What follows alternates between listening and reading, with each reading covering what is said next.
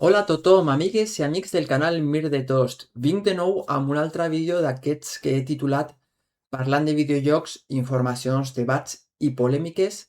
Abans de continuar, deixeu-me ficar un tràiler del Heroes of Might and Magic Olden Era per donar una mica d'ambient, el ficarem en gran. I, com dic, vinc de nou amb un d'aquests vídeos amb uns petits canvis. Ja, de fet, és un vídeo que feia temps que volia fer. L'últim crec que és de principis d'abril. Vaig dir que intentaria fer un vídeo cada mes i mig, cada dos mesos. No ho estic aconseguint. I aquests vídeos anaven conjuntament amb uns altres, que són a quins videojocs jugo, que aquest sí que vaig fer un ja a principis de juny, o sigui fa 2 mesos més o menys, ara quan estic gravant aquest vídeo, perquè quan l'editi i el pugui publicar espero que sigui abans de meitat d'agost. I vaig començar aquests tipus de contingut a principis d'any, crec que va ser a mitjans finals de febrer. He sortit 3 de a quins videojocs jugo, 2 de parlant de videojocs, informacions, debats i polèmiques, i vaig amb ganes, perquè veig que són seguits, que agraden, de continuar fent-los. El tema és que no amb la rapidesa, amb la regularitat que m'hagués agradat. Per tant, com dic, parlant de videojocs, informacions, debats i polèmiques, amb uns petits canvis que no és res més que ara ficaré això perquè continua la sèrie en, diguem, la portada, la imatge de portada, però el títol el canviaré. No faré això com títol, sinó que intentaré fer títols una mica més que atrapin, a veure si així hi ha més gent que ho miri. I començo amb aquest, que encara no l'he decidit, ara que estic gravant el vídeo, però serà una mica com PvP versus PvE, o sigui, player versus player versus engine o contra la computadora. Precisament tenim el Heroes of Might and Magic Olden Era i és tot una, no sé si dir-lo, polèmica o debat que està havent entorn a aquest videojoc de si s'ha fet molt per fer-lo multijugador, player versus player, o hi ha contingut per jugar en solitari, no? Durant el mes de juliol hi ha hagut vídeos de youtubers, debat, informacions i demés que fan veure que millor el joc no s'està creant. Bueno, s'està buscant un altre objectiu, no entraré més al detall. Llavors seria això i la mort dels RTS, del Real Time Strategy, o sigui, dels videojocs d'estratègia en temps real. No vull fer un vídeo on englobar tot això perquè crec que està unit.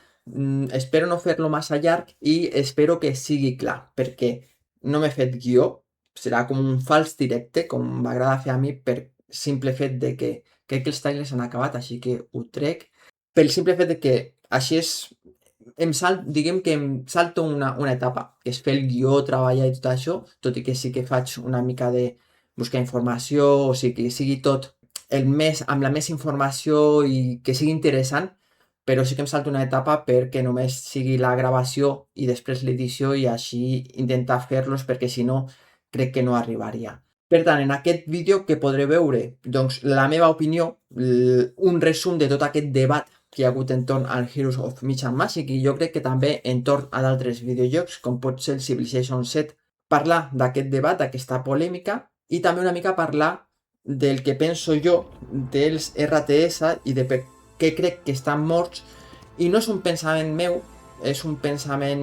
No és que estiguin morts, primer de tot dir això, no estan morts, hi ha molta vida, i de fet aquests 2 últims anys m'he flipat, he vist que sembla que hi ha una pujada de nou de molts jocs d'estratègia en temps real, tot i que s'estan incloent jocs que jo els ficaria en un altre tipus de, com per exemple el Manor Lords, jo l'hagués inclòs més en City Builder. Sembla que hi ha una renovació, però per mi, i com dic, no és un pensament meu solitari, sinó que hi ha d'altres youtubers molt més coneguts, no? Que segueixo sobretot a francesos, i una mica m'he inspirat en ells, que creuen que les RTS com els coneixíem, no?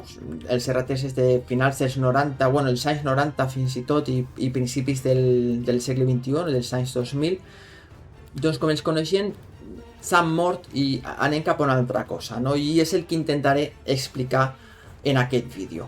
Per tant, dit tot això com a introducció, comencem per el Heroes of Might and Magic Olden Era.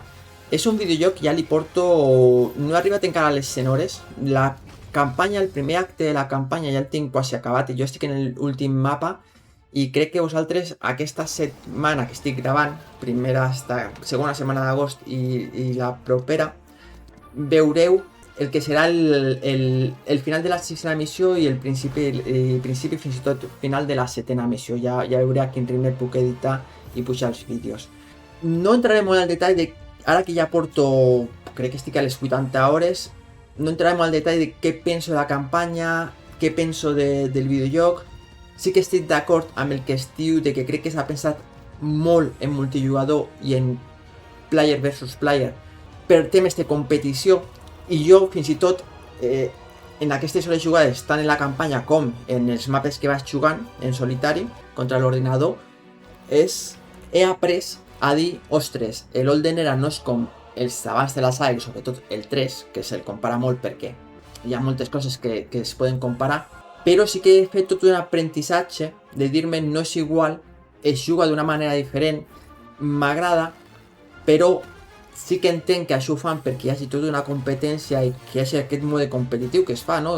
Que es jugui contra altres jugadors, que és veritat que sí que li treu per mi una part de contingut al que seria en solitari, o que en solitari hi ha cosetes que no són tan divertides.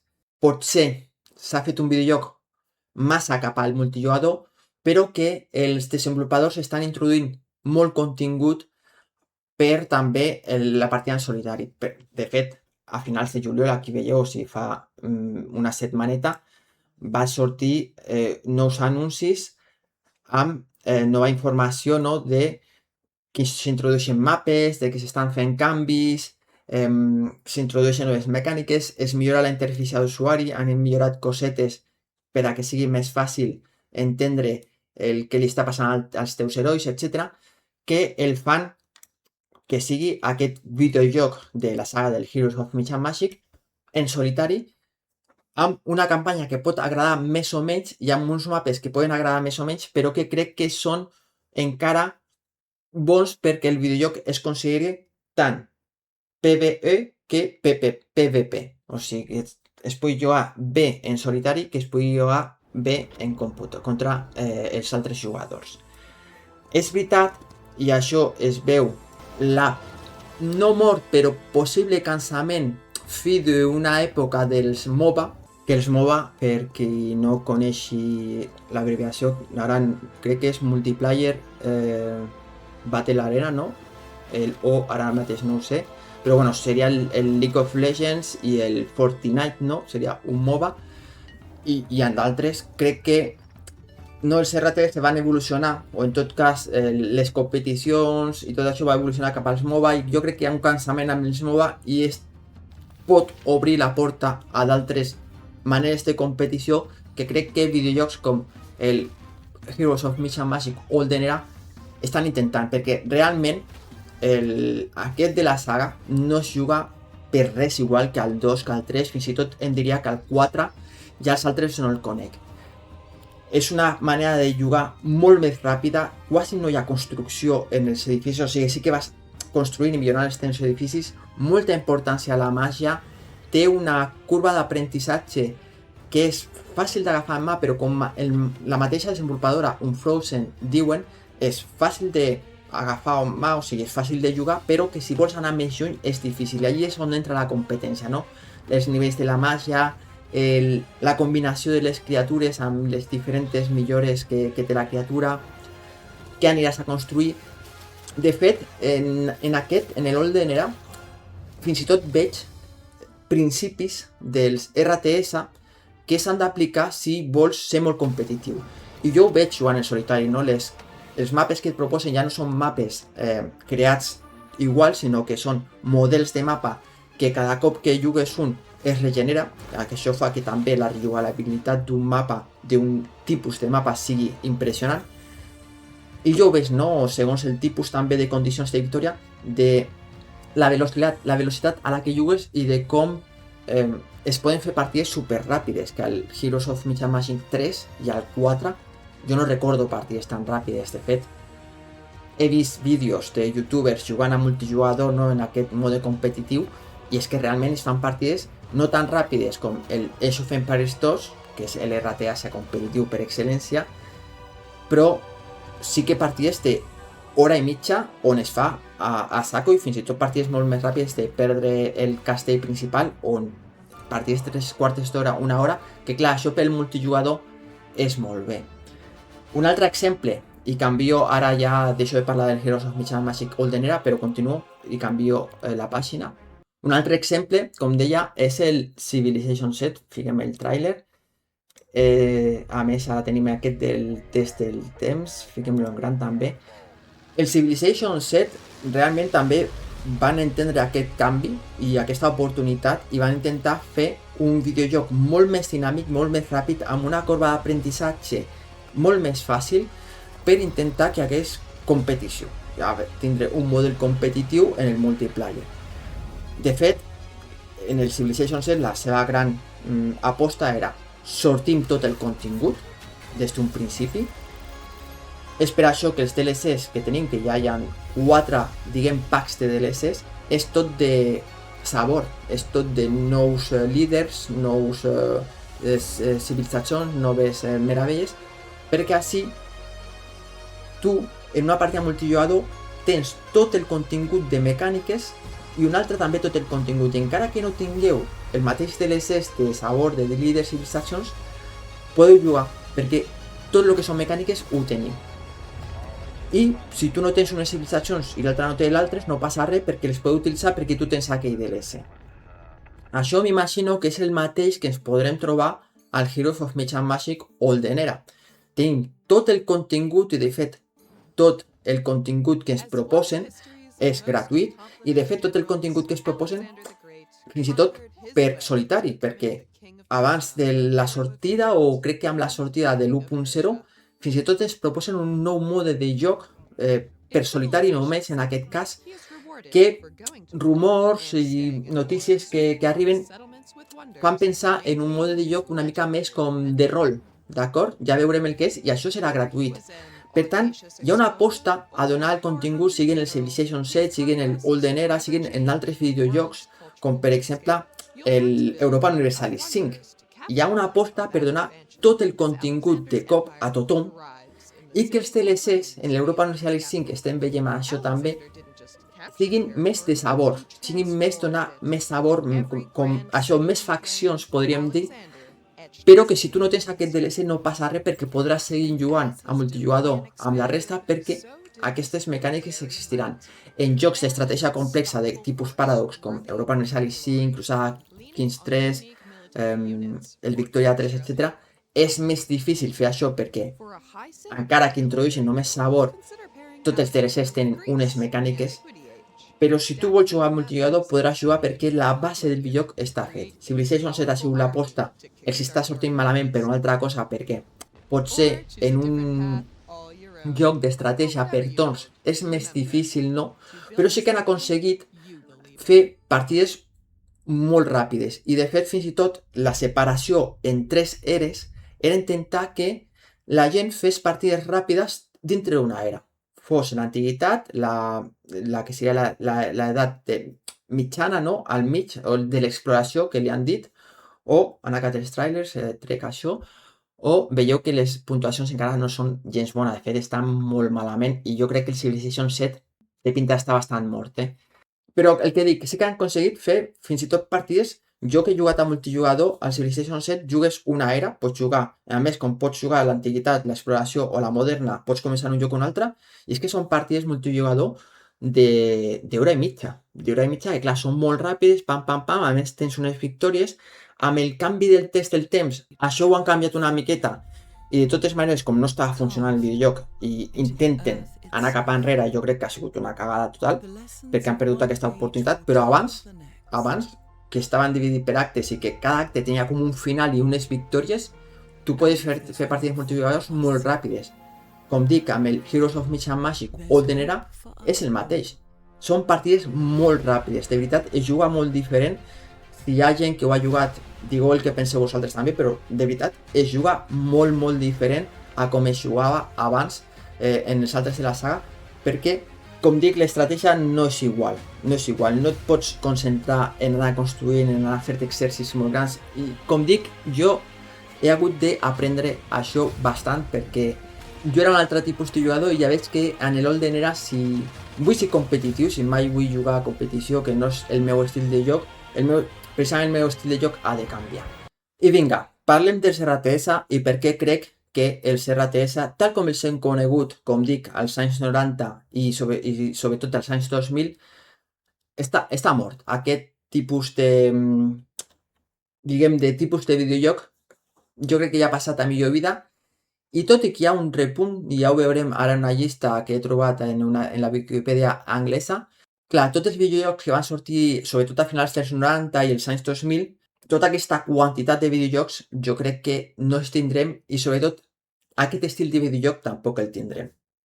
I res millor que parlar dels RTS que parlar del gran RTS per excel·lència. Fico la cinemàtica, que per cert dic que els RTS estan morts. Age of Empires 2, l'edició aquesta que han fet en el 2019, videojoc que ha sortit en el 99, o sigui 20 anys més tard, va ser imagino per l'aniversari, encara el juguen unes 20.000 persones al dia i moltes d'elles en multijugador. Per tant, dic, està mort, però hi ha molt, per exemple, també el Age of Mythology és un videojoc que es juga moltíssim i van sortint RTS, van sortint moltíssim de jocs d'estratègia a temps real que són bons i hi ha d'altres que són menys bons, però que segueix jugant i de fet la subcategoria dels jocs d'estratègia té vida, però si em vull fer entendre, jo el que trobo més mort és el tipus, no és i aquí tenim propaganda d'Xbox i Microsoft, clar, en la cinemàtica, és l'estil, no? I ara intentaré explicar què és el que ha matat, ràpidament. Per mi, una de les coses que ha matat, hi ha com 2 o 3 coses, no? Una primera va ser la quantitat de videojocs que van sortir en el seu moment.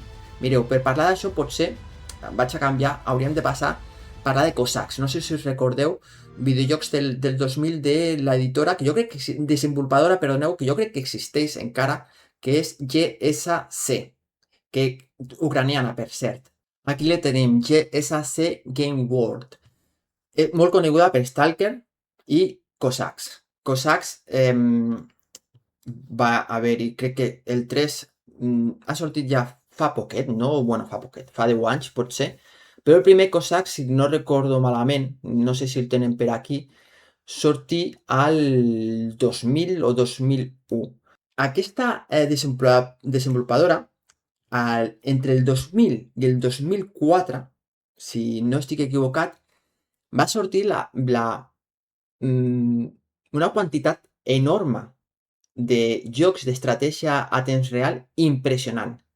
És el clar exemple de la quantitat de videojocs que es van fer, sobretot a finals els videojocs d'estratègia a temps real van començar a principis dels 90, però entre finals dels 90 i la dècada del principi del segle XXI, la quantitat de videojocs que va sortir va ser molt gran. Jo crec que aquesta és una de les coses que fa.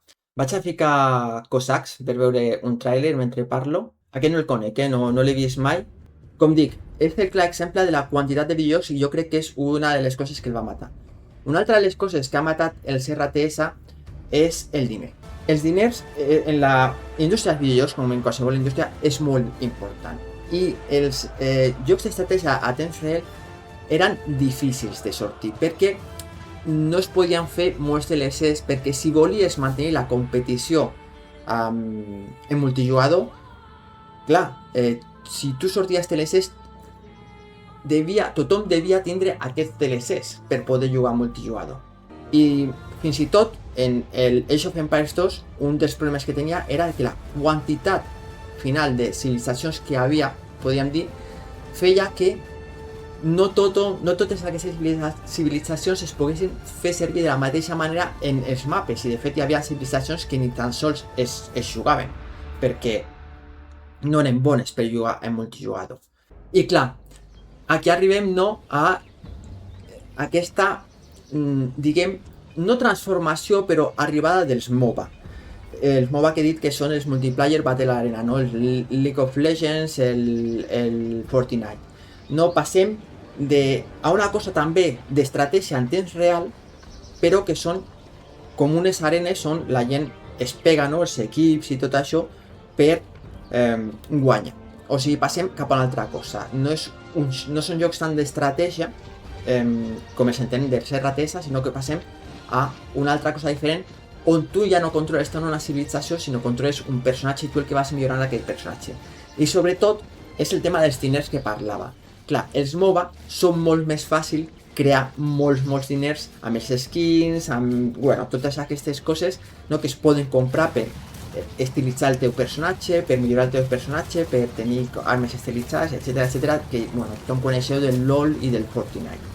No, per tant, el MOBA treu molta competició, treu molts jugadors als RTS i sobretot atrapa les noves generacions de jugadors que, i aquí entraríem potser una de les altres coses que mata als RTS, que és que la corba d'aprenentatge als RTS és molt complexa, és difícil. Tot i que són videojocs d'estratègia potser més fàcils, no?, que els d'estratègia complexa tipus Paradox, que són altres, que són videojocs també de temps real, tot i que pots ficar pausa, que és la gran diferència amb els RTS. Clar, la corba d'aprenentatge és complexa. O sigui, són videojocs que tu, aquí s'ha acabat el trailer, així que sortim, són videojocs que tu pots jugar fàcilment, pots aprendre, pots divertir, però si vols anar més lluny és molt difícil, perquè tothom, sobretot els que jugueu més en competició amb l'Age of Empires 2, tothom coneix, no?, com és el tipus, no?, de construccions i millores que estan fent, no?, per arribar més ràpid.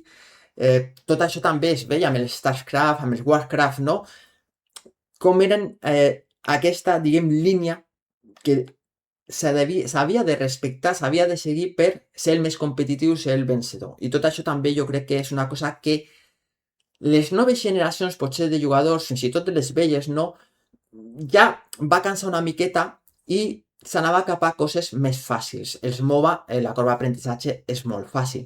Que això potser s'està canviant, com he dit abans en el vídeo, no?, cap a altres tipus de videojocs, i potser els videojocs per torns estan omplint un lloc que han deixat els RTS per intentar fer vídeos molt dinàmics. Civilization 7 i Olden Era realment són videojocs molt dinàmics amb partides que poden ser molt ràpides, però amb una pausada i una corba d'aprenentatge, de nou, complexa.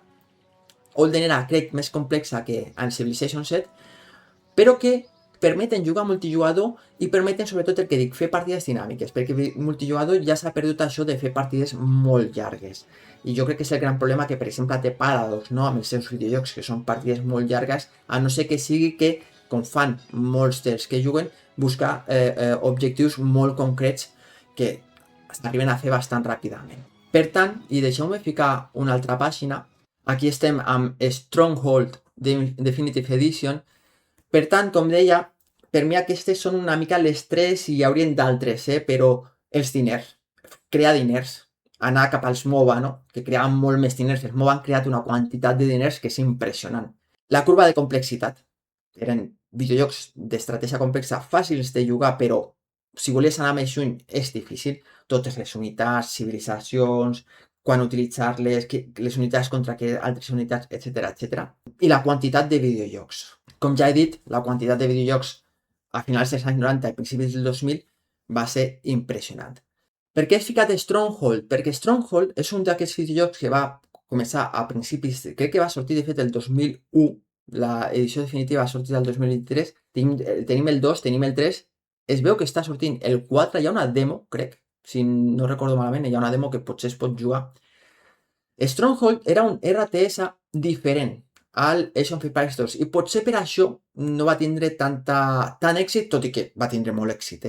Stronghold, a diferència del Age of Empires 2, era un RTS però més lent, no? I l'he ficat pel que dic, no?, de que Stronghold 4, al igual que el Olden Era en el Heroes of Might and Magic o el Civilization 7, són aquests videojocs que han tingut, no?, que busquen, i segurament que el Stronghold 4 el facin també més dinàmic, que busquen com una tornada a una cosa que existia abans però que no va tenir tant èxit en aquell moment i que potser ara el tindrà més.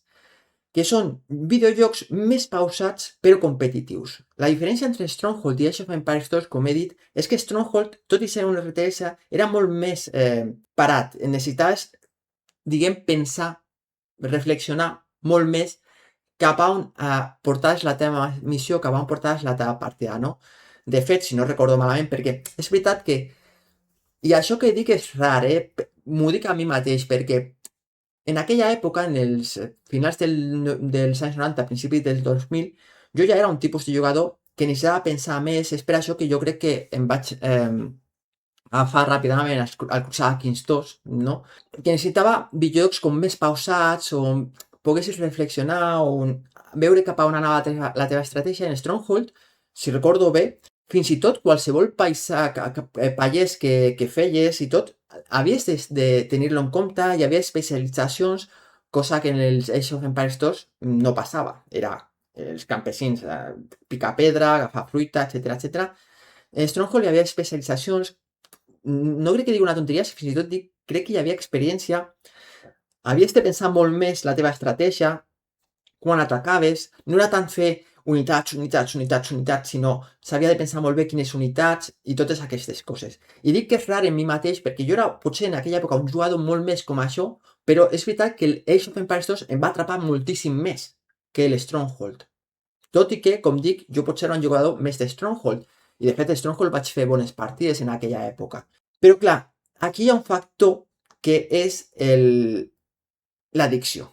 I l'addicció és molt important. De fet, la saga de Civilization, si tant va a guanyar jugadors i tot això, és perquè era molt addictiu. I els RTS d'aquella època eren molt addictius. Tota aquesta rapidesa, aquesta crear unitats, anar atacant, els StarCraft, els Warcraft, eren videojocs realment molt addictius. I això és encara el que avui en dia jo crec que els manté. Per cert, no he ficat el tràiler de Stronghold, anem a ficar-lo. És el que dic, és el que encara jo crec que es manté en vida i que els dona una miqueta de vida, que és que són molt addictius. I com he dit, el Age of Empires 2 és un videojoc que encara el juguen 20.000 persones al dia. És que fins i tot Warcraft 3 crec que és, i StarCraft 2 són videojocs que són molt jugats. StarCraft 2, si no recordo malament, he llegit una informació que encara 2 milions de jugadors el juguen cada any. 2 milions. És moltíssims.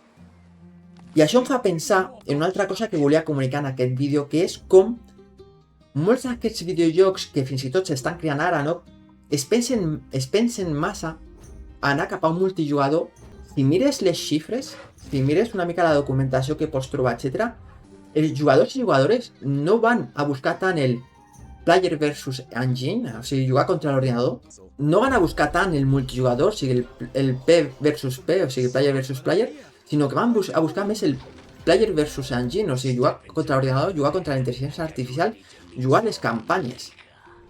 Van buscant això. Si mires, he mirat xifres, documentació, per exemple, el Warcraft 3, 80% en xifres rodones de jugadors van a buscar aquelles campanyes que és mítiques del Warcraft 3. Només un 20% juga multijugador. En el Age of Empires 2 és diferent. Aquest, realment, la competició i jugar en multiplayer li dona molta vida, però encara molts jugadors van a buscar les campanyes. En StarCraft 2 és igual. De fet, fins i tot, si vas a mirar els èxits, no? els assoliments, hi ha molts cops assoliments de jugar multijugador. Si vas a mirar aquests assoliments en els videojocs que existeixen de RTS, molts d'aquests assoliments no el tenen quasi ningú, el tenen 10, 15, 20%. Per tant, la majoria de jugadors i jugadores que van a jugar a RTS, a estratègia en temps real, ho fan més per jugar en solitari que jugar en multijugador. I no entenc aquesta mania de... Sí que l'entenc perquè pot donar molt més diners, perquè, per exemple, el que dic, no, amb el Heroes of Might and Magic Olden Era, igual que el Civilization 7, estic seguríssim que, de fet, ho estan fent no tot el contingut, i com dic, per a... Tot i que entenc aquest debat, no, i aquesta polèmica que ha hagut, no, de molta gent dient, és que esteu donant tot pel multijugador, esteu oblidant el joc en solitari, no és veritat. Ha fet un roadmap on realment estem veient, no? Les últimes notícies, com us he mostrat en el vídeo, estem veient que estan donant contingut per a jugar en solitari, no ho obliden, perquè saben que és la seva base, però precisament saben que han de donar totes les mecàniques, tots els continguts, per a que després qui vulgui jugar multijugador pugui jugar sense cap problema. I els DLCs, que segurament els tindrem del Heroes of Might and Magic Golden Era, ho dic quasi segur, però no hi ha res comunicat, o sigui, potser tenim una sorpresa, no hi haurà DLCs, o sempre serà contingut gratuït, però estic segur que hi haurà faccions i faccions. Això em recorda un altre videojoc que ha sortit fa poc, us ho ensenyo. És, com veieu aquí, Northgard, que anem a ficar el tràiler. Northgard és un... Bueno, no el fiquem en gran perquè us mostra cosetes. Northgard és un videojoc que no és molt vell, encara que té 8 anys, és un d'aquests videojocs RTS que va sortir ja en una etapa on aquest tipus de videojocs anaven cap a la baixa. Ja estaven morts. I per tant, tot i que té una bona comunitat, i hi ha uns 1.500 jugadors que juguen cada dia en Steam, clar, no va tindre aquest èxit. Però era clarament el videojoc que es buscava per un joc de competència en multijugador, en player versus player. Un videojoc que va sortir amb tots els continguts i que la seva estratègia eren fer DLCs de faccions. Com veieu, tot això són faccions, són totes faccions. L'última deu ser aquesta aquí, del 2025, o sigui, de fet fa un any. O sigui, van sortint encara faccions perquè això té una comunitat que el va jugant, i és el clar exemple de RTS que ja va arribar potser al final, no? Mal moment. De fet, mireu en aquest vídeo, ara ens han ficat, posem un altre cop tota la sortida, no? Interessant. Com va sortir 2018, no va sortir el 2017 en accés anticipat, no? I com han sortit totes les faccions, no? Fins a l'edició definitiva, o sigui, una mica, no sé si el final, jo crec que potser anirà sortint, però com dic, és el clar exemple de RTS que va sortir per la competició, per buscar aquest player versus player, donant tot el contingut i anar sortint faccions on fer els diners, no? Com veieu, té moltíssimes, no té 12 faccions que van anar sortint per a que els jugadors anessin comprant, i tu podies jugar en multiplayer. Si no tenies una facció, no passava res, podies jugar amb gent que tingués aquesta facció, l'única cosa és que tu no el podies fer servir, aquesta facció. És el clar exemple. Però tot i que sortien aquest tipus de videojoc, tot i que aquest no es veia, té 2 anys, el Song of Conquest, encara tenim videojocs que intenten per ser, és un videojoc bo. Malauradament, sembla que no ha tingut molt èxit. És un videojoc que l'han creat 4 veterans. De fet, crec que hi ha un d'ells que és que surt de Paradox. Són 4 amics suecs de Suècia que han creat aquest videojoc en pixel art, com esteu veient. A mi m'està agradant molt, és per torns, tipus Heroes of Might and Magic, de veritat, el seu estil, la manera com està pensat, però que té el seu caràcter especial. No sé si m'explico bé, o si a mi l'estic jugant ara. És un videojoc que me l'havia apuntat quan estava sortint, no vaig tindre el temps. Fa poc el van regalar a Epic Games i l'he jugat gràcies a això, però crec que algun dia me'l compraré perquè la veritat que m'està agradant molt.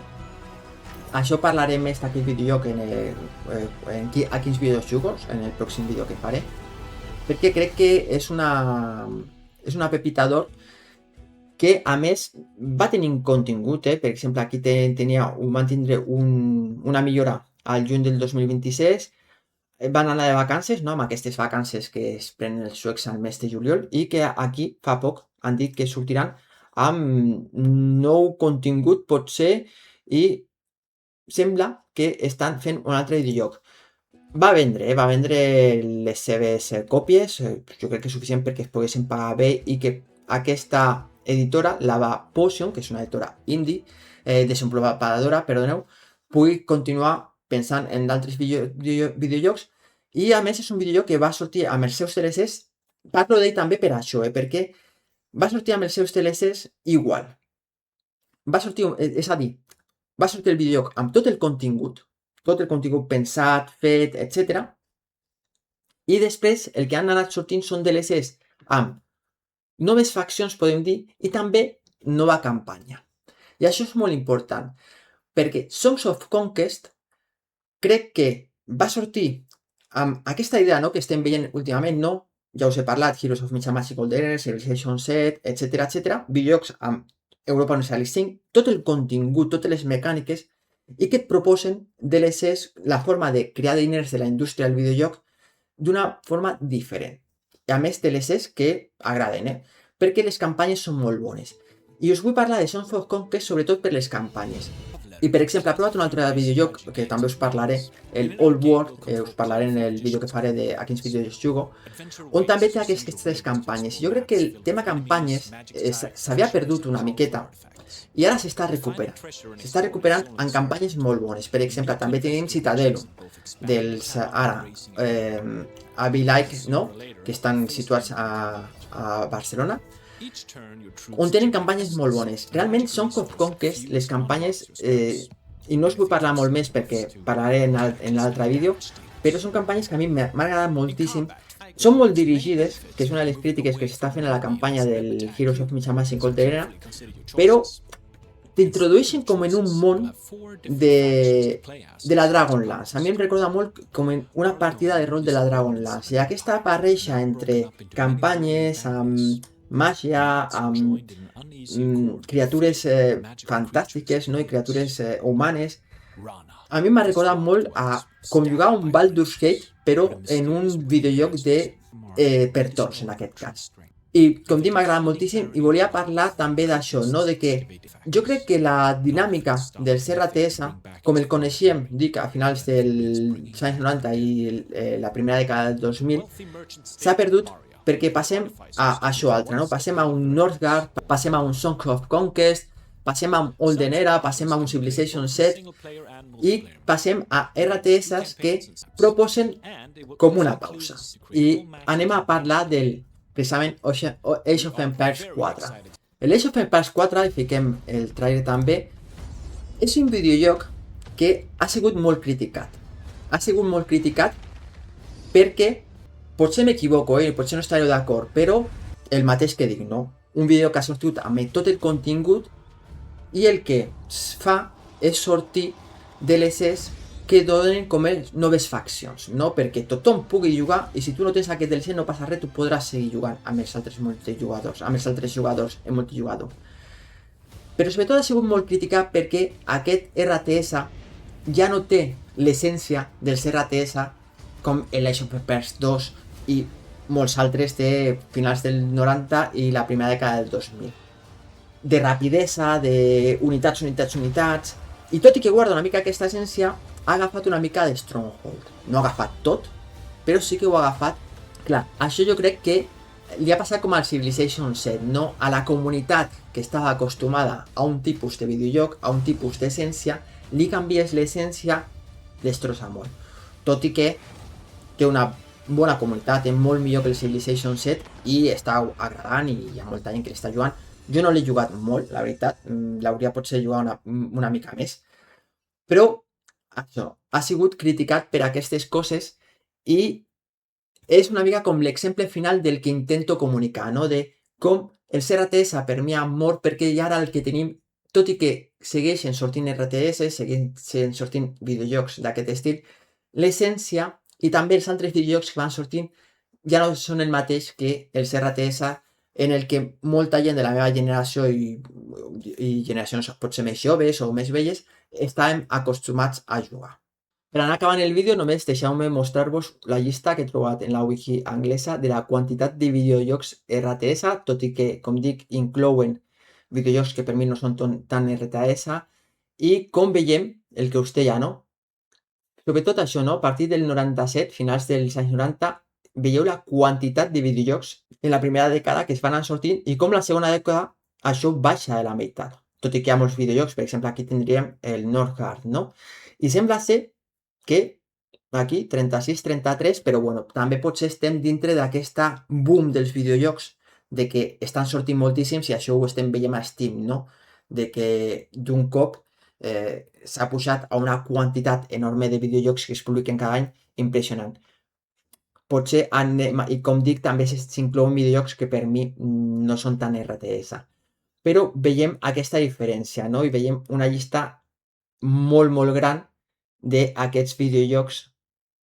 I, per exemple, aquí al 2000 devem tindre Cossacks, no? Era el 2000, si no m'equivoco. Aquí el tenim.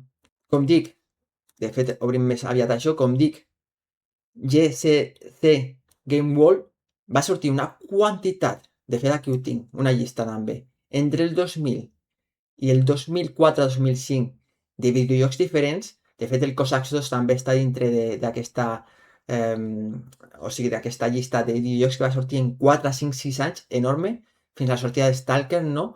Clar, és que sortia un videojoc cada any. De fet, no sé si us recordeu, Alexander, un vídeo que va sortir al 2024, al 2004, un vídeo que se va crear a partir de la pel·lícula d'Alexander de Oliver Stone, un vídeo que està abandonat totalment. De fet, en tot cas, en la pàgina web de jocs abandonats de França, Abandonware France, crec que es diu, el pots baixar, perquè està totalment abandonat. I no sé si el recordeu, jo el vaig jugar. Va ser just abans, bueno, vaig deixar de jugar una mica de videojocs al 2005-2006 i era dolent, era molt dolent. Bueno, no era dolent, era un RTS amb les coses típiques de RTS, no? Però jo crec que tota aquesta quantitat de videojocs és el que va fer que va haver aquest cansanci, com dic, és una de les 3 causes, i hi ha d'altres també, que han acabat amb aquests videojocs dels RTS, i jo crec que avui en dia, i jo crec que no ha començat ara, sinó que ha començat ja a finals de la segona dècada, o sigui, 2010, bueno, 2018, amb Northgard, no, 2019, i sobretot aquesta dècada, estem passant a un altre tipus de videojocs, estem passant a una altra essència, podem dir. I res més, per acabar us deixo amb la pàgina de Blizzard, amb tota aquesta quantitat de videojocs on tenim videojocs de RPG, com el Diablo, però també tenim els Warcraft, Starcraft, per cert, com diuen aquí, han sigut refets. Clar, aquí, bueno, és que clar, jo crec Warcraft 2, Starcraft 2, Warcraft 3 ja no el vaig jugar. Clar, és la meva generació, són els RTS, quantitat d'hores que li vaig dedicar a aquests 4 jocs, la quantitat d'hores que li vaig dedicar és impressionant, i amb això vull acabar aquest vídeo i espero haver comunicat bé el que volia compartir, no? Primer de tot, la polèmica del Heroes of Might and Magic Olden Era, que per mi no és tan polèmica, i per mi no tenen raó que diuen que només estan pensant en el multiplayer, perquè jo crec que hi ha molt contingut que ve per a jugar en solitari, i tot i que la campanya potser no m'està agradant tant, sí que l'estic gaudint, sobretot perquè explica tot el lore i això està molt bé, i a mi aquestes campanyes pausades m'agraden, no? Perquè entres dintre la història. És veritat, canvia molt del Heroes of Might and Magic 3, on tenies una mica de lore, una mica d'explicació, després estaves al mapa i el mapa era eliminar l'altre, quasi 80% dels cops. Aquí, clar, aquí no, aquí són objectius, missions, no, a mi m'agrada. Per exemple, Song of Conquest és que és això, és realment jugar una partida de rol en un joc d'estratègia per torns. De totes maneres, faré vídeos d'aquests Song of Conquest i Old World, parlaré en quin videojoc jugo, i Heroes of Might and Magic Olden Era faré un vídeo, com he dit. Però, com dic, espero haver comunicat bé això. Per mi sí hi ha una polèmica, però no és tant, i sobretot perquè per mi els RTS ja estan morts, tot i que tenen molta vida. Repeteixo, Age of Empires 2, 20.000 jugadors cada dia el juguen, però aquesta essència jo crec que es canvia i anem cap a altres coses, com és normal. Espero que us hagi agradat el vídeo, espero que us hagi servit per tindre informació, tindre debat, tindre polèmiques, i participeu en els comentaris, sigui en el canal de YouTube, sigui en les xarxes socials. Intentaré fer comunicació d'aquest vídeo. Ja sé que a l'estiu és difícil, però espero que hi hagi gent que el vegi, que agradi. I res, si és així, feu m'agrada. Si no esteu subscrits al canal, subscriu-vos i doneu la campaneta per rebre les notificacions. Compartiu aquest vídeo d'altre a les vostres xarxes socials per ajudar al canal Miradors a créixer cada dia una miqueta més. Us dic fins aviat. Adeu!